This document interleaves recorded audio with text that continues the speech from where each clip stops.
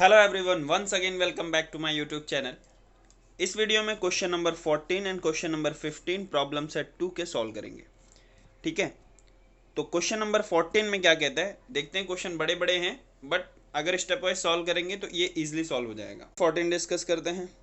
ठीक है, जिसमें कह रहा है mister Dinesh owns an agricultural farm at the village Talvel. Dinesh ji ने किसी तालवेल नामक विलेज में एक फार्म खरीदा। ठीक है, फार्म मतलब खेत खरीदा।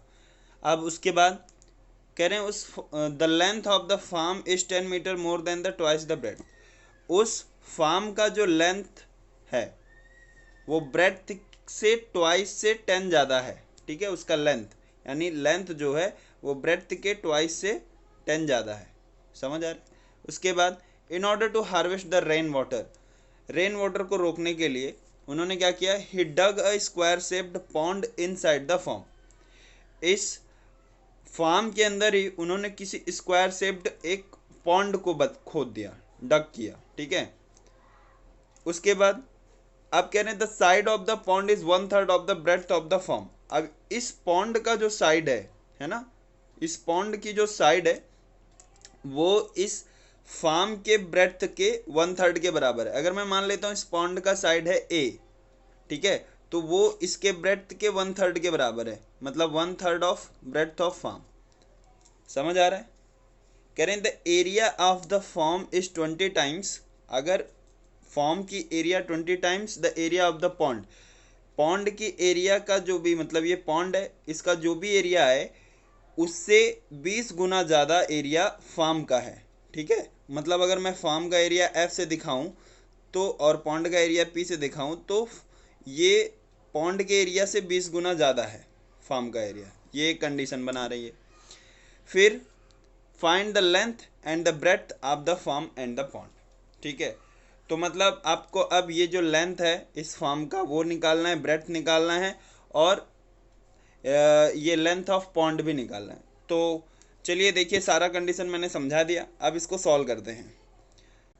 चलिए सबसे पहले हम क्या करेंगे, area of rectangular form length into breadth होता है। तो यहाँ पे आपने देखा था लेंथ जो था, है ना, लेंथ ऑफ फॉर्म क्या था, 2b+10 है ना, 2b+10 था। तो आप वहाँ पे लेंथ की जगह पे यही रख देंगे 2b+10 इंटू ब्रेथ। ठीक है, इसके बाद पॉन्ड का एरिया क्या था,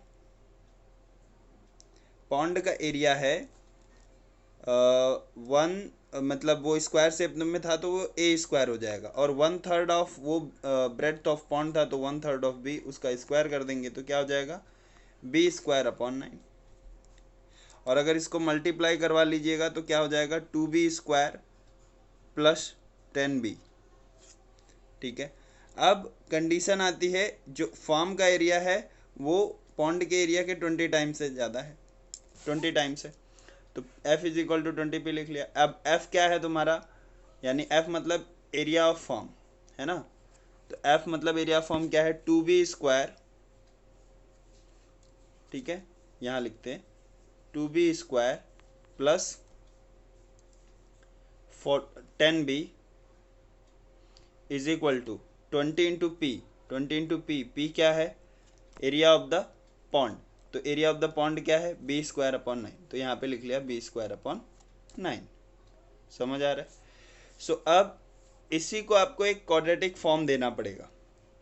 ठीक है, सो आपका क्या आ चुका है, 2b² + 10b is equal to 20 into b²/9।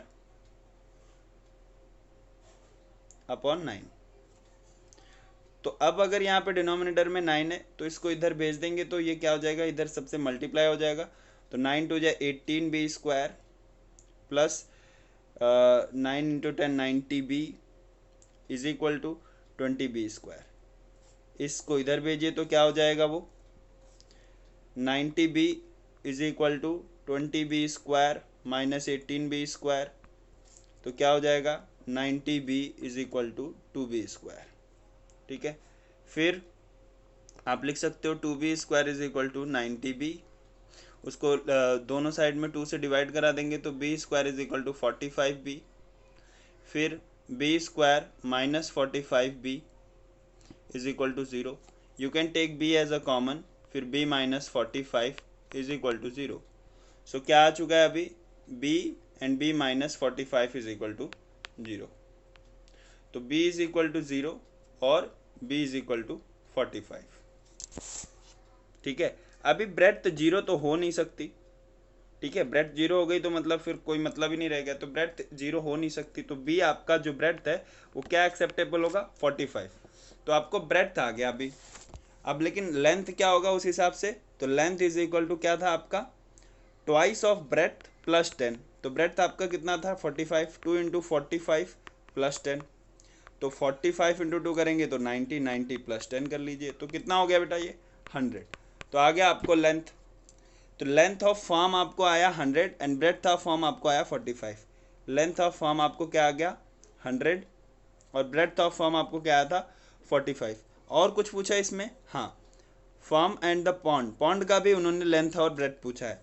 तो फॉर्म का लेंथ क्या था a, वो क्या था 1/3 ऑफ ब्रेड्थ ऑफ फॉर्म यानी 1/3 ऑफ b यानी 1/3 ऑफ 45 है ना. इसको आप डिवाइड कराएंगे तो आ जाएगा 15. तो मतलब a कितना होगा, पॉन्ड का लेंथ कितना आएगा 15. अब सब कुछ यहाँ पे मीटर वगैरह में दिया था, नहीं दिया है तो आप यूनिट डाल सकते. ठीक है, अगर मीटर में दिया रहता है तो आप सब जगह मीटर मीटर में लिखते हैं, और नहीं दिया है तो आप यूनिट डाल दीजिए यहाँ. लेकिन 10 मीटर दिया है, 10 metre more than that means सब मीटर में रहेंगे. ठीक है, तो आप यहाँ पे सब जगह 100 मीटर, 45 मीटर, 15 मीटर. तो लेंथ ऑफ फॉर्म आपका 100 metre, length and breadth of farm आपका 45 metre and length of pond आपका आ गया 15 मीटर. आई होप कि ये क्वेश्चन नंबर 14 आपको समझ गया होगा. ठीक है, तो चलिए नेक्स्ट क्वेश्चन, क्वेश्चन नंबर 15 भी कर लेते हैं. क्वेश्चन नंबर 15 क्या कह रहा है, a tank fills completely in 2 hours if both the taps are open. ठीक है, चलिए कोई एक टैंक है, अगर उसमें 2 टैप लगे हुए हैं, ठीक है, 2 टोटियाँ लगी हुई हैं, तो वो अगर वो दोनों एक साथ खोल दी जाए तो वो 2 घंटे के अंदर भर जाएगा. If only 1 tap is open, और अगर सिर्फ एक को ओपन किया जाए दूसरे को बंद कर दिया जाए, then at a given time the smaller tap takes 3 hours more than the larger one to fill the tank. अब यहाँ खेल है, मतलब ये जो दोनों टैप हैं वो सेम नहीं है, एक स्मॉलर है और एक लार्जर है. ठीक है, then how much time does each tap take to fill the tank completely. तो फिर अकेले एक को कितना टाइम लगेगा भरने. मतलब क्वेश्चन क्या कह रहा है कि समझ लीजिए आपके पास कोई एक टैंक है इस तरीके से. ठीक है, उसमें आपका एक बड़ा सा टैप लगा हुआ है, थोड़ा मोटा सा है ना, और दूसरा टैप उसके कंपैरिजन में थोड़ा सा पतला है, छोटा है. ठीक है, तो जो छोटा वाला है उसको कितना ज़्यादा टाइम लग रहा है, यहाँ बता रहे if only 1 tap is open at the given time the smaller tap take 3 hours more than the larger tap. मतलब ये छोटे वाले को 3 घंटा ज़्यादा लगता है इस पूरे टैंक को भरने के लिए. ठीक है, क्वेश्चन समझ गए. तो चलिए सॉल्यूशन शुरू करते हैं इसका. ठीक है, बड़े वाले टैप को खोल के अगर दोनों को एक साथ खोल दिया तो 2 घंटे के अंदर हो जाएंगे, मतलब 2 घंटे के अंदर ये टैंक फिल्ड हो जाएगा. लेकिन अगर दोनों को अलग अलग खोल रहे हैं तो स्मॉलर टैप को 3 घंटा ज़्यादा लगेगा बड़े वाले के कंपैरिजन में. तो मान लीजिए बड़े वाले को x घंटा लगता है, x आवर, तो छोटे वाले को कितना लगेगा x प्लस 3 आवर.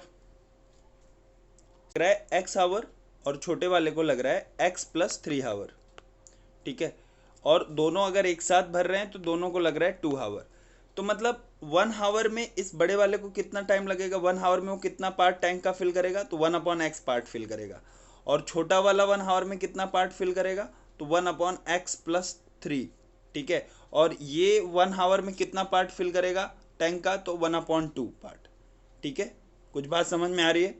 अगर बड़ा वाला टैप x आवर में कम्प्लीटली फिल्ड कर रहा है तो 1 आवर में वो टैंक का 1/x पार्ट फिल करेगा, और x प्लस 3 अगर स्मॉल वाला टैप फिल कर रहा है तो वो 1 आवर में 1/x plus 3 part of the tank fill करेगा.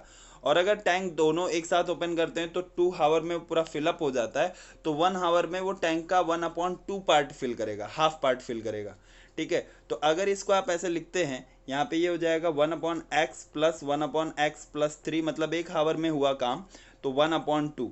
ठीक है, तो 1 हावर में इतना काम ये बड़ा वाला टैप और छोटा वाला टैप मिलके इतना पार्ट वो टैंक का फिल कर ले रहे हैं। समझ आ रही बात? तो अब इसी को अगर आप पूरा आगे सॉल्व करेंगे तो आपको x की वैल्यू आ जाएगी, और x जो है वही है आपका कि आपने बड़े वाले टैप को कितने हावर में वो भर देगा टैंक को। ठीक है, तो चलिए अब यहाँ पे क्रॉस मल्टीप्लिकेशन होगा डिनोमिनेटर को सेम करने के लिए। नीचे हो जाएगा x इंटू x+3 और ऊपर हो जाएगा x+3 यहाँ पे, और यहाँ पे आ जाएगा x। ठीक है, इज इक्वल टू 1/2। अब ये x प्लस एक्स कितना हो जाएगा 2x+3, और नीचे क्या हो जाएगा x into x² + 3x is equal to 1/2। तो अब इसका क्रॉस मल्टीप्लिकेशन होगा तो क्या हो जाएगा 2 into 2x+3 is equal to 1 into x² minus x² ये हो जाएगा।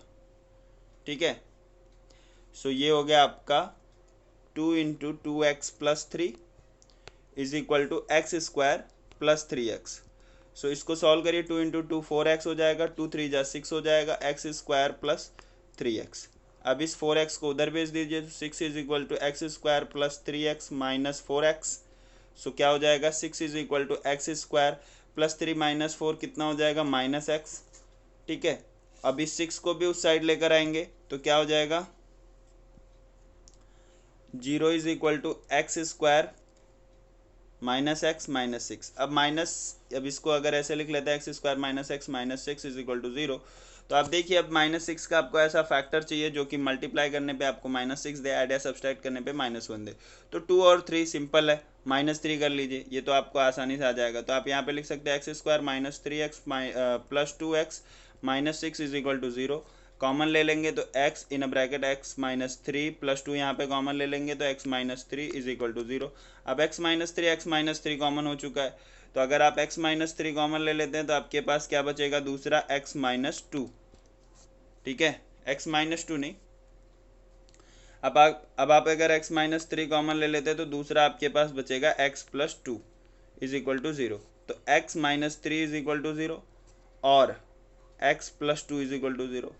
अब याद हो आपको तो x इज इक्वल टू +3 आ गया और x इज इक्वल टू -2। तो कभी भी टाइम जो है वो निगेटिव में नहीं लिया जा सकता, तो x is equal to -2 acceptable नहीं होगा। ठीक है, तो ये आपका बड़ा वाला टैंक का टाइम आपने लिया था कि बड़े वाले टैंक को आपको 3 हावर्स लगते हैं। ठीक है, x हावर्स लगते हैं, आपने स्टार्टिंग में सपोज किया था। और छोटा वाला टैंक जब अकेले ओपन होता है तो उसको x + 3 टाइम्स लगते हैं, मतलब बड़े वाले से 3 घंटा ज़्यादा। तो मतलब 3 + 3 मतलब छोटे वाले को कितना घंटा लगेगा 6 आवर।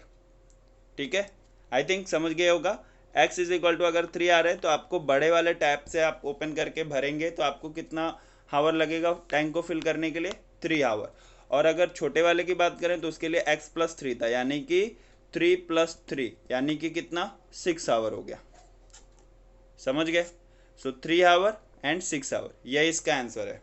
आई होप कि क्वेश्चन समझा हो। अगर आपको ये क्वेश्चन समझा तो अपने दोस्तों के साथ इस वीडियो को शेयर करिए, चैनल को सब्सक्राइब करिए, लाइक करके मेरा मोटिवेशन बढ़ाइए। And at the end once again आप सबका थैंक यू।